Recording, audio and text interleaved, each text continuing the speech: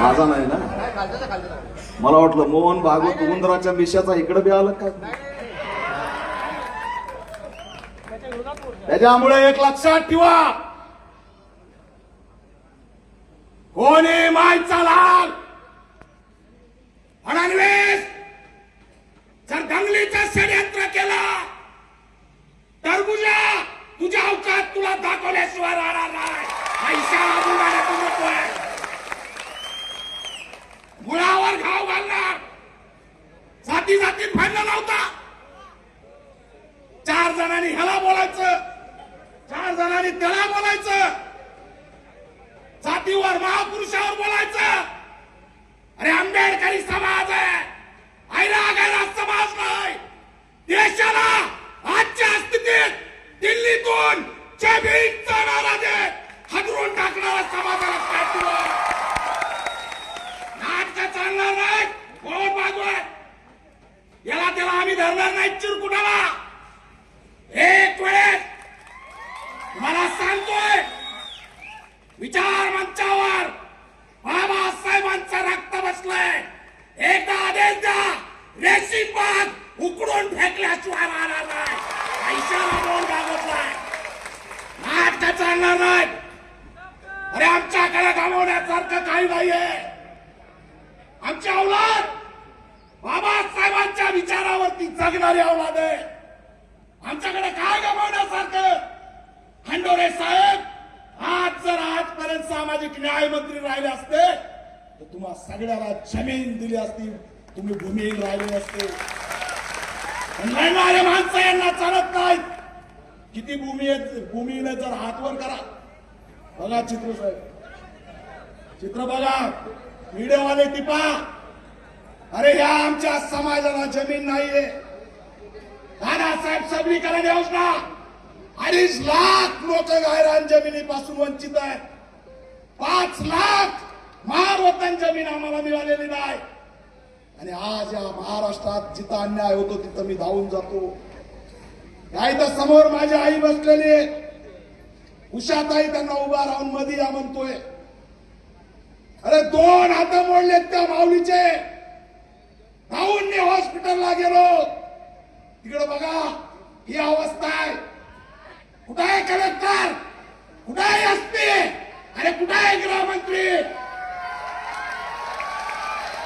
अवघड जाग्यावर गुप्त अंगावरती लाता घातलेल्या आमच्या भगिनीच्या, तिच्या अवघड जाग्यावरती एवढ्या गंभीर जखमा आहेत. ती उषाताई सुद्धा बौद्ध समाजाची आहे. आणि माळशिरसला गेलो, तिथे एका उषाताईच्या डोक्यात बंदुकीची गोळी घातली. ती मातंग समाजाची. अरे दोन्ही काढल्या उषाताई. अनुसूचित जाती जमातीचं अस्तित्व धोक्यात आणलंय. अरे आमचा प्रश्न काय, आणि तुम्ही आमच्या पुढे वाढून काय ठेवलंय. मोहन भागवत वाटतं का आरक्षण देईल म्हणून. मोहन भागवत वाटतं का आरक्षण देईल. मी तुम्हाला विचारतोय, जोरात सांगा. फडणवीस वाटतं का आरक्षण देईल. कुणाच्या बापाचं घेऊन खात नाही. मला कळत नाही एकनाथ शिंदेला वाचा येतं का नाही. बदर समितीचा अहवाल घेतलाय. सुनेत्राताई पवार यांनी बदर समितीचा अहवाल घेतलाय. यांना वाचता येतं का नाही. हा अहवाल अंधारात का उजेडात का आणला जात नाही. आमचे बांधव जे आंदोलन करतात त्यांना सुद्धा आव्हान करतो की बदर समितीचा अहवाल तुम्हाला भेटला तर आम्हाला द्या. अरे त्याच्यावर चर्चा नाही, त्याच्यात काय लिहिलंय हे माहित नाही. आणि तुम्ही ते आरक्षण संपवायला गेलात. लक्षात ठेवा, जोपर्यंत बाबासाहेबांचा निळा झेंडा आहे तोपर्यंत या देशातून आरक्षण संपवू शकत नाही. लक्षात ठेवा. काल दिल्लीमध्ये आंदोलन झालं आणि एक नवीन आंदोलनाचं ठोंग कालपासून सुरू झालं. आरक्षण हटाव. फक्त वर्गीकरण नाही, आरक्षण हटाव म्हणे. आम्ही ओपन चॅलेंज केलं. लक्षात ठेवा, जब तक इस देश में जातिवाद रहेगा, हमारे बाप ने दिया आरक्षण जिंदा रहेगा. कोई भी माई का लाल उसको छोड़ने. यांना महाराष्ट्र महाराष्ट्राचं मणिपूर करायचंय. मणिपूरला विघटन केलं आरक्षकने. सगळ्या महिला नग्न करून भाऊ भाऊ भांडायला लागलेत. या मोहन भागवतला महाराष्ट्रात दंगल घडवायचे. 1 ऑगस्टचा अल्टिमेटम आहे बऱ्याच जणांचा. फडणवीस एकच सांगतोय, 1 ऑगस्टला कोणताही जर निर्णय अंधारात राहून घेतला तर हा समाज गैरा समाज नाही. 1818चा सिद्धार्थ महाराजची औलाद आहे. हे लक्षात ठेवा. बिलकुल चालणार नाही नाटक. बुलढाण्यातल्या मोर्चात मी आलो, मला माहित आहे. बुलढाणा हे क्रांतीचं ठिकाण आहे. महाराष्ट्रात पहिलं गाणं जे आहे वर्गीकरणावर बनलं ते बुलढाण्यात, एवढं लक्षात ठेवा. अशी तशी चळवळ नाही. आणि मग बांधवांनो, या उषाताई सारख्या अनेक हत्याकांड घडतात. लाडली बहीणला 10,000 कोटी निधी वळवला. आमचा स्वातंत्र्य बजेटचा कायदा कुठे? अनेक प्रश्नावरती आमचा संघर्ष चालू आहे. पण आम्हाला विघटित करून टाकण्याचा डाव या ठिकाणी रचलेला आहे. म्हणून जाता जाता अनेक जणांना बोलायचं, बऱ्याच जणांना बाहेर सुद्धा जायचं.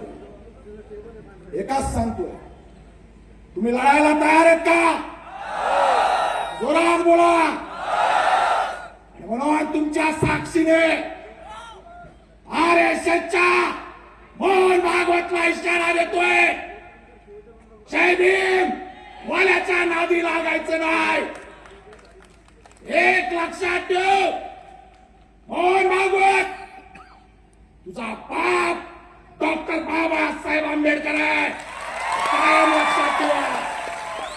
म्हणून या लढ्यात ताकदीने या जातीच्या विरोधात बोलू नका, महापुरुषाच्या विरोधात बोलू नका. त्यांना दंगल घडवायचे, आपल्याला दंगल घडवायची नाही. दंगल जर घडवायचा प्रयत्न केला तो जो कोणी दंगल घडवायचा प्रयत्न करेल त्याच्या मास्टर माइंड हाताला सोडायचं नाही. हा सुद्धा इशारा या माध्यमातून देतो.